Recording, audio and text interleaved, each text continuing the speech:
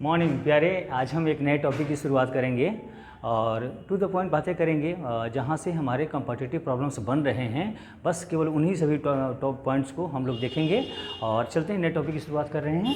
ये हमारा आज है आर्टिकल्स, ठीक है। ये ARTICLE और ए संख्याएं 3 होती है, इसलिए इसमें इसका इस्तेमाल किया जाता है। आज हम ए और एन की बात करेंगे, ए और एन की बात। तो चलते हैं, सबसे पहला पॉइंट देखते हैं। आमतौर पर ये जो हमारा है ये पहला पॉइंट है, the first point before your of articles के ए एन का पहला पॉइंट हमारा है। और जैसे यहाँ पर एक एग्जाम्पल को देखेंगे आप, गांधी जी, ये गांधी जी है ना, Gandhi ji was a leader and a scholar.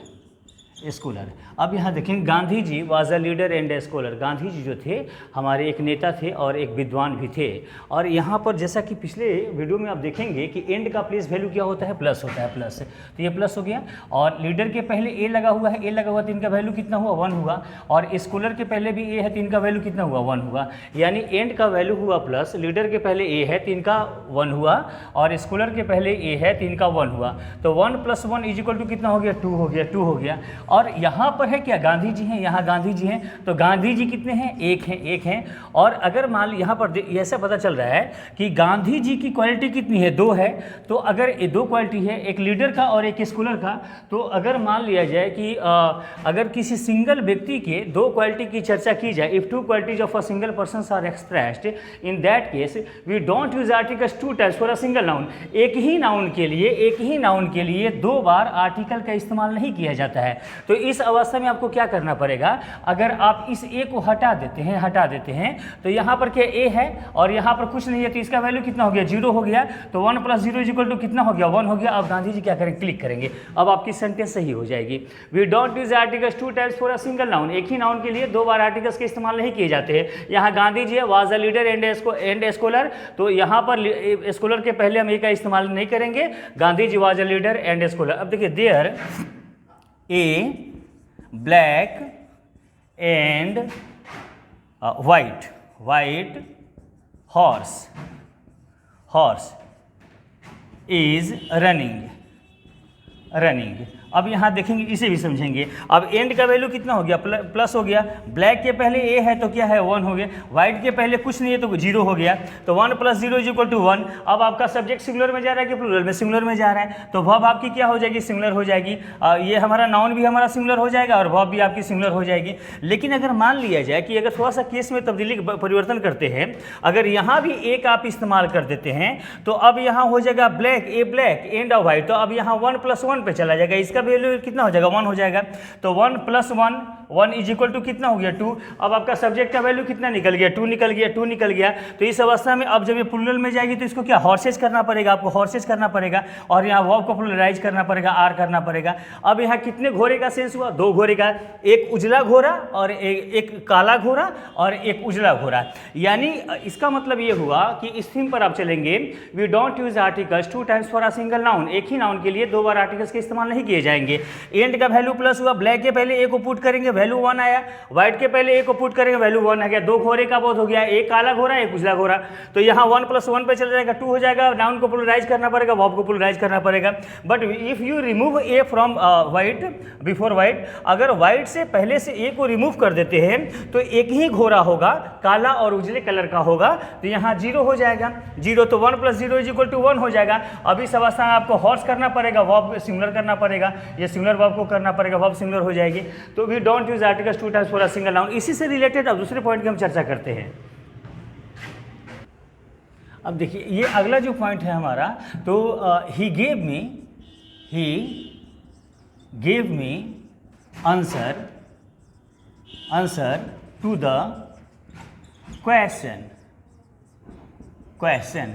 अब यहाँ देखेंगे, ये जो बनाने के लिए आपको देखना पड़ेगा, number of subject = number of verbs का एक फॉर्मूला होता है। यानी अब देखेंगे, number of subject = number of verbs. यानी कहने का मतलब है कि वाक्य में जितनी सब्जेक्ट की संख्या होगी उतनी वर्ब की संख्या होगी। इसे देखने के लिए he gave me answer to the question the written sentence is wrong, लिखा गया सेंटेंस हमारा गलत है। गलत इसलिए है कि ये इस विशेष स्पेशल पैटर्न को फॉलो करेगा कि number of subject is equal to number of verbs. वाक्य में जितनी सब्जेक्ट की संख्या होगी उतनी वर्ब की संख्या होगी। अब यहाँ पर देखिए ही एक सब्जेक्ट आपका हो गया प्यारे, ही सब्जेक्ट हो गया और यहाँ वर्ब हो गया, ये वर्ब हो गया। तो ये गेव किसका वर्ब है? ही का वर्ब है, तो ये तो अपना पेयर का निर्माण कर लिया। प्रत्येक सब्जेक्ट एक पेयर का निर्माण करेगा और सब्जेक्ट पेयर किसके साथ बनाएगा? वर्ब के साथ बनाएगा, वर्ब के साथ बनाएगा।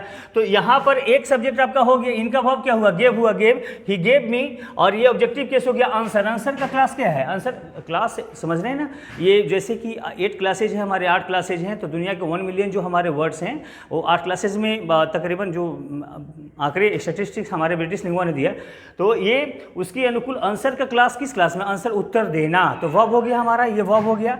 अब यहाँ वर्ब देखिए, तो अब यहाँ ये बता रहे, फॉर्मूला आपका बता रहा है कि number of subject is equal to number of verbs, number of subjects is equal to number of verbs. तो यहाँ वाक्य में जितनी सब्जेक्ट की संख्या होगी उतनी वर्ब की संख्या होगी। तो यहाँ एक सब्जेक्ट हमारा कौन हुआ? ही हुआ। तो गेव अपना प्रत्येक सब्जेक्ट एक पेयर का निर्माण करेगा।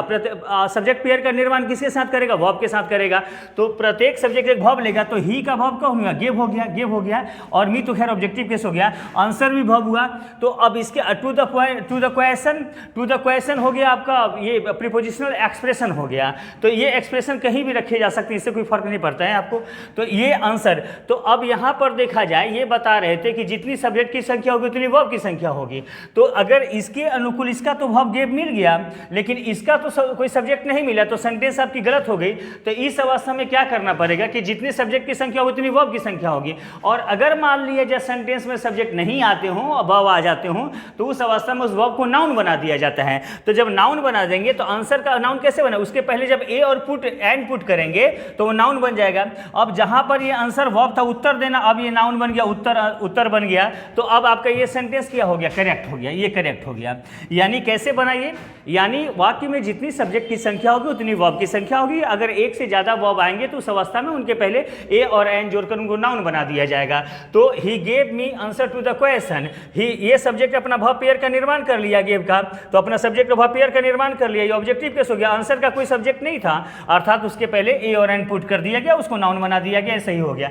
जैसे ही, एक और देखिए एग्जांपल, ही और ई सी पर, ये दे पर लेते, they go for walk in the morning. तो they go for walk in the morning. अब यहाँ देखिए, दे क्या हुआ आपका? ये सब्जेक्ट हो गया प्यारे, सब्जेक्ट हो गया। गो क्या हुआ? वर्ब हो गया।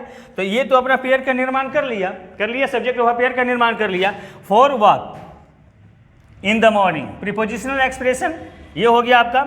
अच्छा, वॉक जो है, वॉक का क्लास क्या? वॉक मीन्स क्या होता है? टहलना। तो टहलना क्या? वर्ब हो गया। तो जब वर्ब हो गया तो इसका तो कोई सब्जेक्ट नहीं मिला, यानी प्रत्येक सब्जेक्ट जब एक पेयर का निर्माण करेगा, number of subject is equal to number of verbs, तो यहाँ पर तो दे का वर्ब तो गो मिल गया। लेकिन वाक जो है, वाक जो है एक वर्ब है, इसका स्वामी कौन है? इसका मालिक कौन है? इसका सब्जेक्ट कौन है? कोई ऐसा आता पता नहीं है। उस अवस्था में क्या करेंगे? इसके पहले ए और एन का इस्तेमाल करेंगे और इन्हें नाउन बना दिया जाएगा। तो वाक के पहले जब ए का इस्तेमाल आप करेंगे तो क्या हो जाएगा? ए वॉक हो जाएगा। अब ये वर्ब क्या हो गया? आपका नाउन बन गया। अब ये आपकी सेंटेंस करेक्ट हो गई। और अगर ए का इस्तेमाल नहीं करेंगे तो आपकी सेंटेंस गलत हो जाएगी।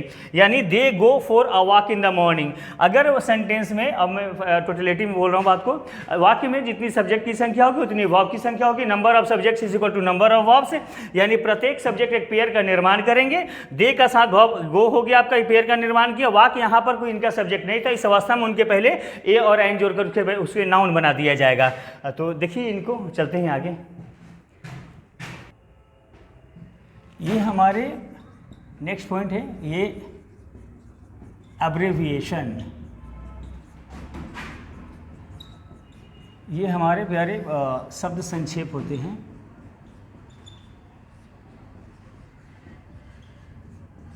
ये शब्द संक्षेप। तो ये क्या होता था, शुरुआती दौर में इनके तौर तरीके थोड़े से डिफरेंट होते थे ओल्ड इंग्लिश में, मिडिल एज में आने के बाद भी वही रहा, मॉडर्न में आने के बाद थोड़े से तब्दीली आ गई, परिवर्तन आ गई। अब यहाँ क्या हुआ कि जितने आपके ये इनका प्रत्येक लेटर सिम्बोलिक होता है, सिम्बोलिक यानी प्रतीकात्मक होता है, प्रत्येक होता है एक वर्ड का, और सबों के साथ डॉट का इस्तेमाल किया जाता है। यानी जितने पहले प्राचीन काल में ऐसा होता था कि जितने लेटर्स उसके बाद आते थे उतने डॉट दिए जाते थे, लेकिन मॉडर्न एज में आने के बाद we must have to place only one dot and if you place that because it is the symbolic of a word, तो ये किसी वर्ड का सिम्बोलिक हो जाता है। तो अब यहाँ पर आप देखेंगे, जैसे मान लिया जाए कि ये है एच है, H L L L L L M N S R F X, 1 1 2 3 4 5 6 7 8, यानी H L M N S R F X. Sentence में जब कभी कोई एब्रिविएटेड टर्म यानी एब्रिविएशन इनमें से किसी एक से शुरू हो तो उनके पहले आप एन का इस्तेमाल करेंगे, एन। अगर कोई एब्रिविएटेड टर्म अगर इनमें से किसी एक से हो, हम फुली ट्रिक पर चलेंगे, H L M N S R F X, अगर इनमें से किसी एक से किसी कोई एब्रिविएशन शुरू होता हो तो उनके पहले एन के इस्तेमाल किए जाएंगे। अब यहाँ देखेंगे H M T Hindustan machinery tools, तो अब यहाँ एच आ रहा है ना, एच आपका, तो यहाँ क्या हो जाएगा, एन एच एम टी। अब यहाँ देखिए F I R, first information report, FIR। तो मैं ये बता रहा था कि इनका जो आखिरी लेटर होता है उसके बाद भी डॉट के इस्तेमाल किए जाते हैं, बिकॉज वो भी सिंबॉलिक होते हैं आपके। तो यहाँ पर FIR, तो NFIR क्या हो गया, NFIR। अब देखिए FA, तो अब यहाँ FA क्या हो जाएगा, NFA।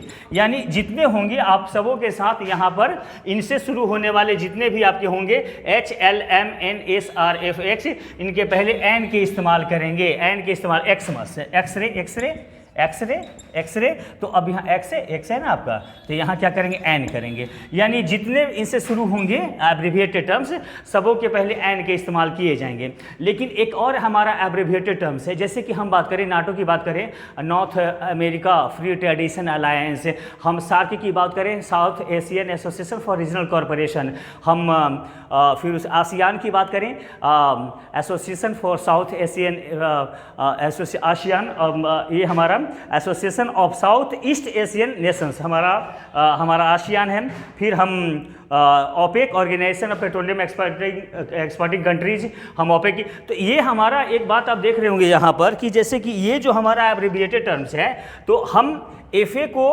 कह रहे हैं क्या, FA को फा नहीं कह रहे हैं, FA कह रहे हैं। हम एक्सरे को एक्स्ट्रा एक साथ एक्स RAY नहीं कह रहे हैं, एक्स तो एक्स एक साथ हम नहीं प्रोनाउंस कर रहे हैं। हम HMT को हमट नहीं कह रहे हैं, हम FIR को फिर नहीं कह रहे हैं। लेकिन वहाँ पर ASEAN association for south East Asian Nations, हम आसियान को ASEAN नहीं कह रहे हैं। तो यहाँ एक अंतर है, आ रही है आपको कि यहाँ पॉइंट को बट पे तोड़ता हूँ, बट कि एब्रिविएटेड टर्म्स में जब लेटर वाइज उच्चारण होता हो तो उस अवस्था में HLMNSRFX से शुरू होने वाले एब्रिविएटेड टर्म्स के पहले एन के इस्तेमाल किए जाएंगे। But if it is pronounced all together collectively word wise, लेकिन इनका उच्चारण लेटर वाइज ना होकर अगर वर्ड वाइज उच्चारण होता हो तो उस अवस्था में हम द का इस्तेमाल करेंगे। जैसे अब आसियान है, आसियान तो अब association of south Asia eastern Asian Nations है, तो आपका यहाँ ए आ गया। तो ए के ऐसा नहीं कि हम यहाँ एन का इस्तेमाल करेंगे, यहाँ पर आप क्या करेंगे, द आसियान। तो क्या करेंगे, द आसियान। आप नाटो की बात करेंगे, NATO North America treaty organisation NATO, तो अब यहाँ द नाटो। आप यहाँ सार्क की बात करेंगे, south Asian association for regional corporation, तो द सार्क की बात करेंगे, द सार्क। यानी आपने देखा यहाँ पर कि अगर मान लिया जाए कि एब्रिविएटेड टर्म्स के में क्या होता है कि अगर लेटर वाइज उच्चारण किया जाता है तो उनके पहले एन के इस्तेमाल किए जाएंगे। लेकिन अगर if it is pronounced not later wise, I mean word wise, इनके उच्चारण अगर वर्ड वाइज किए जाते हो तो उस अवस्था में यहाँ एन का इस्तेमाल ना करके यहाँ द का इस्तेमाल किया जाएगा। चलते हैं आगे। ये हमारा है प्यारे काइंड ऑफ, ये शॉर्ट ऑफ, ये टाइप ऑफ, और ये हो गया वैरायटी ऑफ। तो ये जब सेंटेंस में जब इनका मतलब हुआ के प्रकार के, तो आमतौर पे सिंगुलर काउंटेबल नाउन के पहले आर्टिकल ए एन के इस्तेमाल किए जाते हैं, लेकिन अगर मान लिया जाए कि इनके बाद अगर कोई सिंगुलर काउंटेबल नाउन आता हो तो उस अवस्था में इनके पहले आर्टिकल ए एन के इस्तेमाल नहीं किए जाएंगे। We don't use article a an after the term kind of, sort of, type of, variety of. यानी kind of, sort of, type of, variety of का मतलब के प्रकार के होता है। इनके बाद आने वाले सिंगुलर काउंटेबल नाउन के पहले आर्टिकल ए एन के इस्तेमाल नहीं किए जाएंगे। फॉर इंस्टेंस जैसे टाइप ऑफ अ बुक। तो अब ये सिंगुलर काउंटेबल नाउन है ना आपका, ये सिंगुलर काउंटेबल नाउन है। तो ये आप यह टाइप ऑफ के बाद आया, तो इनके बाद आने वाले सिंगुलर काउंटेबल नाउन के पहले आर्टिकल ए एन के इस्तेमाल नहीं किए जाएंगे। Sort of a radio, sort of a radio. तो इनके बाद आने वाले सिंगुलर काउंटेबल नाउन के पहले आर्टिकल ए एन के इस्तेमाल नहीं किए जाएंगे। We don't use article a an before, after the term, before the word, before singular countable noun which comes after kind of, sort of, type of, variety of. यानी kind of a dress, kind of a dress. अब यहाँ error न ले लिया, अब ये नहीं आएगा। लेकिन एक बात है, अगर मान लिया जाए कि अगर इनका इस्तेमाल, ये बट पे तोड़ देता हूँ पॉइंट को, बट अगर इनका इस्तेमाल इंट्रोगेटिव में किया जाए, जैसे what type of a singer is he. अगर इन सभी का इस्तेमाल, अगर इनके बाद आने वाले सिंगुलर काउंटेबल नाउन के पहले आर्टिकल ए एन के इस्तेमाल नहीं किए जाते हैं, लेकिन अगर इनका इस्तेमाल इंट्रोगेटिव वाक्यों में किया जाए, तो ये है ना आपका, ये है। तो अगर इनका इस्तेमाल इंट्रोगेटिव सेंटेंस में किया जाए तो इनके बाद आने वाले सिंगुलर काउंटेबल नाउन के पहले आर्टिकल ए एन के इस्तेमाल किए जाएंगे। अब यहाँ ये सही हो गया, क्योंकि अब ये समझ लीजिएगा आप इस चीज़ को। यानी इनके बाद kind of, sort of, type of, variety of का मतलब के प्रकार के होता है। इनके बाद आने वाले सिंगुलर काउंटेबल नाउन के पहले आर्टिकल ए एन के इस्तेमाल नहीं किए जाते हैं, लेकिन अगर इनका इस्तेमाल इंट्रोगेटिव वाक्यों में किया जाए तो उस अवस्था में इनके बाद आने वाले सिंगुलर काउंटेबल नाउन के पहले आर्टिकल ए एन के इस्तेमाल किए जाएंगे। सब सेंटेंस में जब कभी अगर सब्जेक्ट आता हो, subject plus has, have, had plus A N plus illness, ये हो गया बीमारी। तो अगर सेंटेंस में जब कभी कोई सब्जेक्ट आता हो तो यहाँ ले लेते ही, और उसके बाद हैज, जब हैड आता हो हैज, और उसके बाद कोई बीमारी आती हो कोल्ड, तो उसके पहले आर्टिकल ए एन के इस्तेमाल किए जाएंगे। यानी सेंटेंस में जब कभी कोई सब्जेक्ट आता हो, सब्जेक्ट के बाद हैज, हैव, हैड आता हो, और उसके बाद कोई बीमारी आती हो तो उसके पहले ए एन, यानी अ कोल्ड, यानी ही हैज अ कोल्ड। अब दे हैव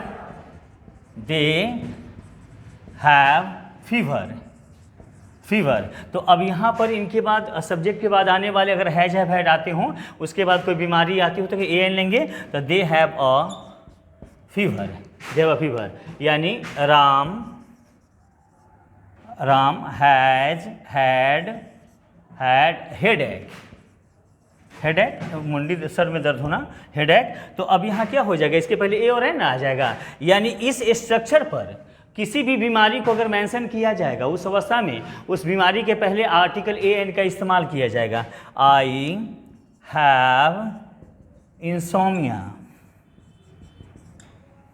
नींद ना आना। तो अब यहाँ क्या हो जाएगा, एन हो जाएगा प्यारे, एन। यानी सेंटेंस में जब कभी कोई सब्जेक्ट आता हो, उसके बाद हैज, हैव, हैड आता हो, और उसके बाद अगर कोई इलनेस, बीमारी आती हो, तो वो इलनेस अपने पहले आर्टिकल ए एन लेंगे। यानी he has a cold, they have a fever, Ram had a headache, I have an insomnia. देखिए इसको, यार ये ठीक है, ये हमारा आर्टिकल से चल रहा है, शुरुआत हुआ, आज का पहला लेक्चर था और जो प्रोजेक्शन आप लोगों ने दिया है वाकई बहुत अच्छा है। ये क्लियर हो गया है कि आप लोग बहुत ज़्यादा इंटरेस्ट ले रहे हैं अब और पूरा वीडियो जा रहे हैं, यानी अगर पूरा वीडियो जाते हो आपको बहुत कुछ मिलेगा, इसमें कोई शक नहीं है। और to the point, because it has been just prepared specially for the students who are just going to appear in the upcoming exams and competitive exams.